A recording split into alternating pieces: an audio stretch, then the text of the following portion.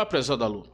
Vamos articular hoje um tema na história, a pandemia e nossas lutas. Vamos tentar aqui articular a história com as formas de superação dela no decorrer da história da humanidade.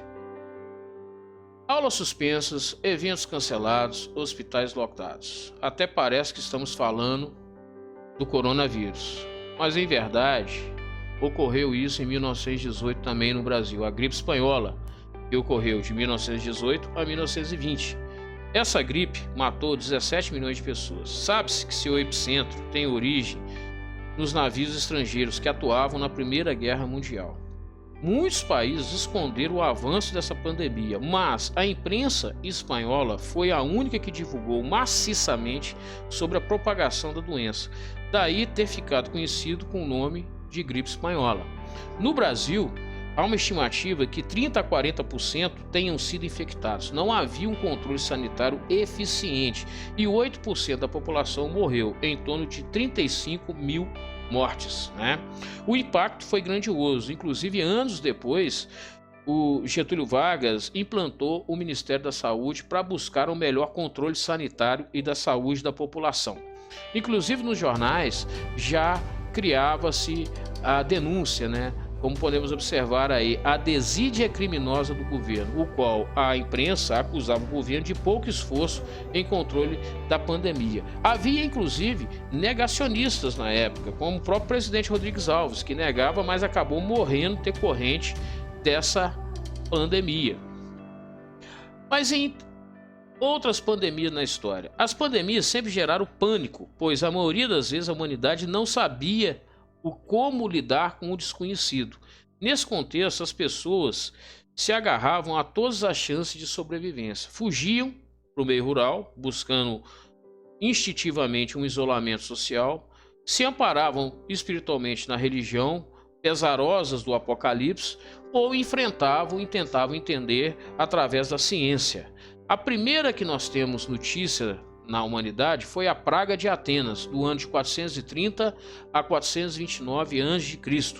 Possivelmente foram acometidos pela febre tifoide, que levou à morte de 35% da população local, inclusive do próprio líder Péricles.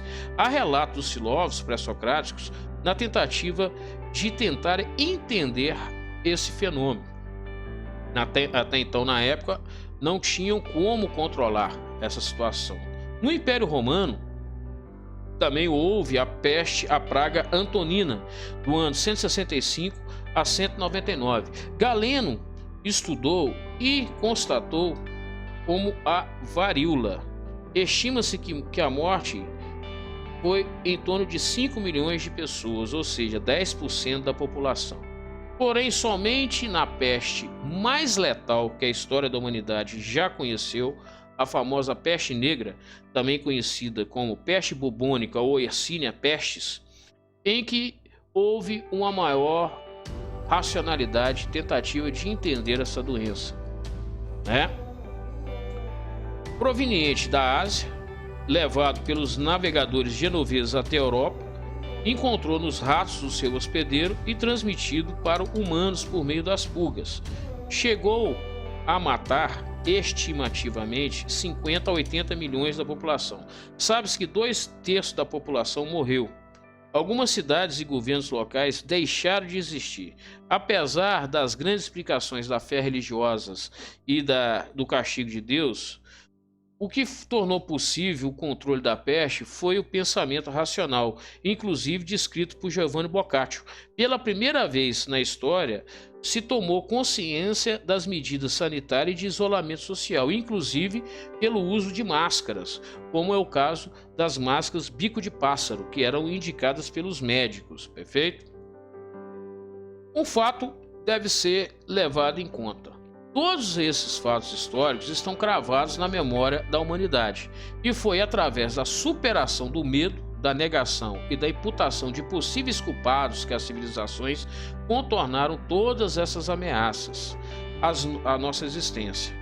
E ouso afirmar que entre nossos ancestrais já habitavam não apenas a nossa crua racionalidade, mas também sentimentos e mentalidades que foram capazes de articular e superar as adversidades da história. Logo, a humanidade garantiu a sua sobrevivência não apenas pela sua racionalidade, mas também por uma inteligência emocional, como bem afirmou Daniel Goleman. Uma visão da natureza humana que ignora o poder das emoções é lamentavelmente míope. A própria denominação Homo sapiens, a espécie pensante, é enganosa à luz do que hoje a ciência diz acerca do lugar que as emoções ocupam em nossas vidas. Ou seja, não é apenas a razão, mas a inteligência que compactua e articula a razão com as nossas emoções. Mas afinal, o que viria a ser a inteligência emocional?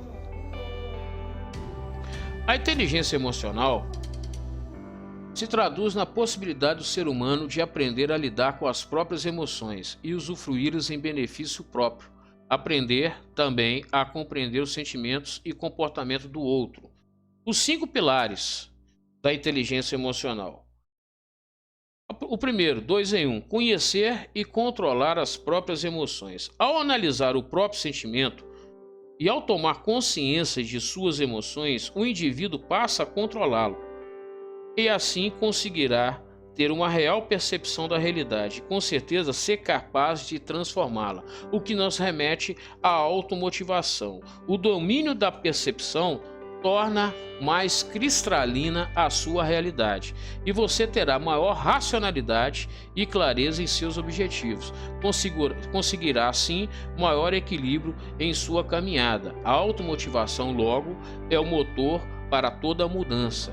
E a empatia, colocar-se no lugar do outro e não julgar, mas tentar compreender as outras realidades, logo conviver na diversidade. E finalmente, a relação interpessoal. Aqui cabe uma relação com a história, pois só existe civilização pois fomos capazes de conviver em sociedade. Assim, ao nos depararmos com o diferente, seríamos habilitados a acionar a nossa empatia e enriquecer o nosso entendimento das diversas formas individuais ou coletivas que a humanidade se organizou em nosso planeta.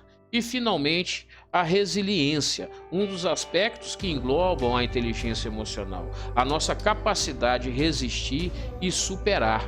A resiliência não é apenas a capacidade que o ser humano tem para desenvolver suas habilidades necessárias para o enfrentamento do risco da sua própria sobrevivência, mas a capacidade de resistir às condições negativas da própria história.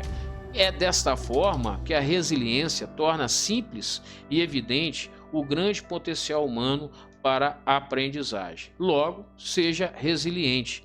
Você é maior que toda essa tempestade. Um forte abraço e força nos estudos.